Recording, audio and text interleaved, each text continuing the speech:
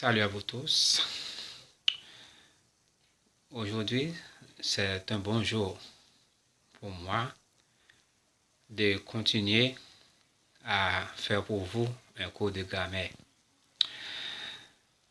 Je vous rappelle, mon nom est Jean, votre ami, votre professeur de la communication française. Entre autres, aujourd'hui, je vais faire pour vous un cours de grammaire. Nous allons étudier ensemble l'antonyme. Antonyme ou contraire des mots. C'est un cours très intéressant. Je vous invite donc à les suivre et surtout, vous pouvez noter certaines choses et les partager avec d'autres amis qui sont intéressés à la langue française. Qu'est-ce qu'un antonyme? Eh bien, un antonyme est un mot dont le sens est opposé à celui d'un autre. Je reprends. Un antonyme est un mot dont le sens est opposé à celui d'un autre.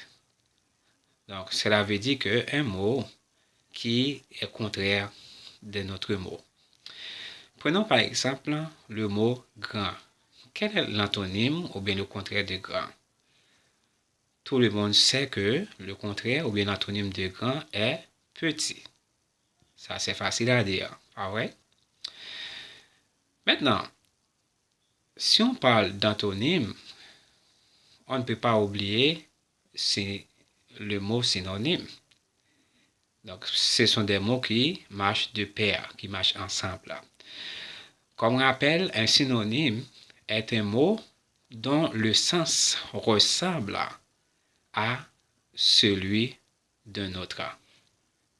Un synonyme est un mot dont le sens ressemble à celui d'un autre. Exemple, petit est minuscule. Donc, petit est synonyme de minuscule. Parce que dès qu'on parle de petit, on voit une petite chose. Donc, c'est une chose minuscule. Maintenant, poursuivons avec antonyme. Un antonyme peut se former de différentes manières. Je vais les citer pour vous. Rappelez-vous que ce cours est typiquement théorique. Cette semaine, nous faisons des cours théoriques sans se faire la pratique.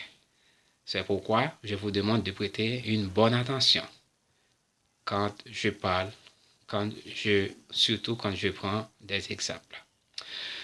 Un antonyme peut se former de différentes manières. Premièrement, on ajoute un préfixe.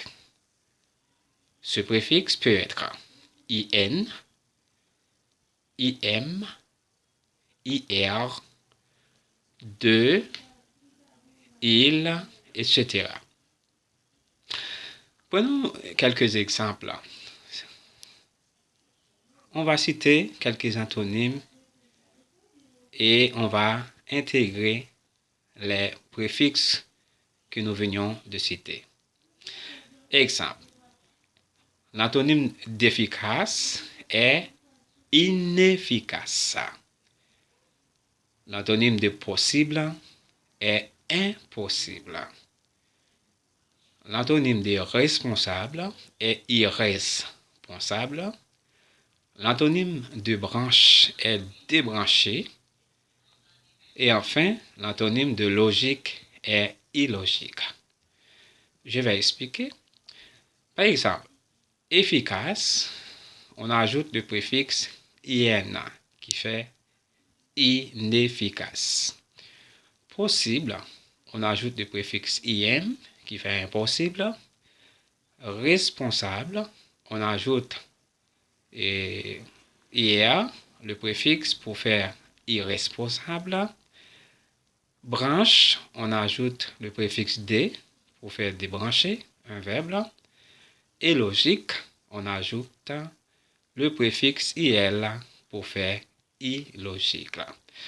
Donc, ça, ce sont là la première manière dont on peut se former l'antonyme, comme nous l'avons dit, de différentes manières. Maintenant, nous continuons. Deuxièmement, on forme, ou bien l'antonyme peut se former de différentes manières, en ajoutant un préfixe, premièrement, et deuxièmement, avec des mots de vocabulaire qui représentent des idées qui, justement, s'opposent. Je reprends. L'antonyme peut se former de différentes manières avec des mots de vocabulaire qui représentent des idées qui, justement, s'opposent. Exemple, prenons le mot chaud.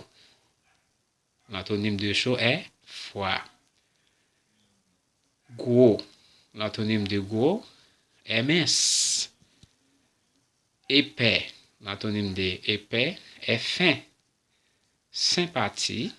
L'antonyme de sympathie est hostile. Enfin, ami. L'antonyme d'ami est ennemi. Je reprends. Chaud.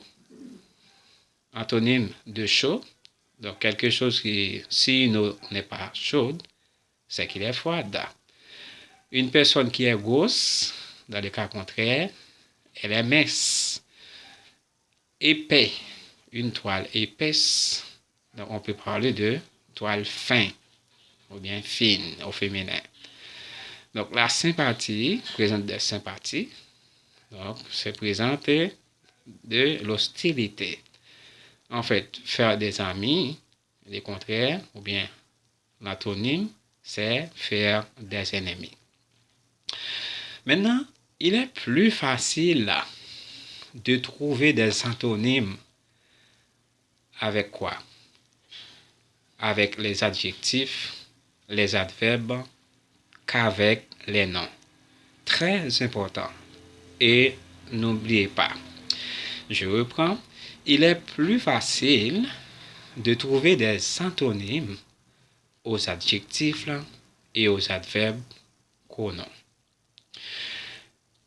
Mes chers amis, dans les prochains cours ou dans les semaines à venir, vous aurez plus de détails sur l'antonyme, le contraire des mots.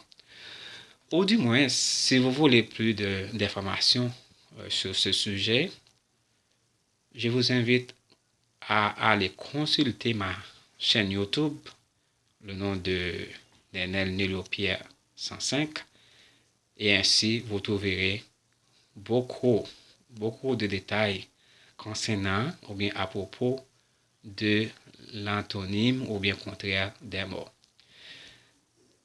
Ici prend fin mon cours, mais avant de vous quitter, je vais reprendre rapidement ou je vais faire pour vous un bref résumé juste pour vous rappeler les points importants. Aujourd'hui, nous avons parlé de l'antonyme et nous avons vu que l'antonyme est un mot dont le sens est opposé à celui d'un autre. Nous avons vu aussi, comme rappel, qu'on ne peut pas parler d'antonyme sans parler de synonyme. Par contre, le mot synonyme est un mot dont le sens ressemble à celui d'un autre. Et nous avons dit aussi qu'un antonyme peut se former de différentes manières. Donc, aujourd'hui, nous avons vu seulement deux. Premièrement, lorsqu'on ajoute un préfixe IN, IM, IR, de, IL. Et deuxièmement, avec des mots de vocabulaire qui représentent des idées qui justement s'opposent. Et enfin, pour terminer, nous avons dit qu'il est plus facile de trouver des antonymes aux adjectifs et aux adverbes qu'aux noms. Donc, je vous invite à bien repasser, bien écouter ces notions-là que je vous laisse aujourd'hui même.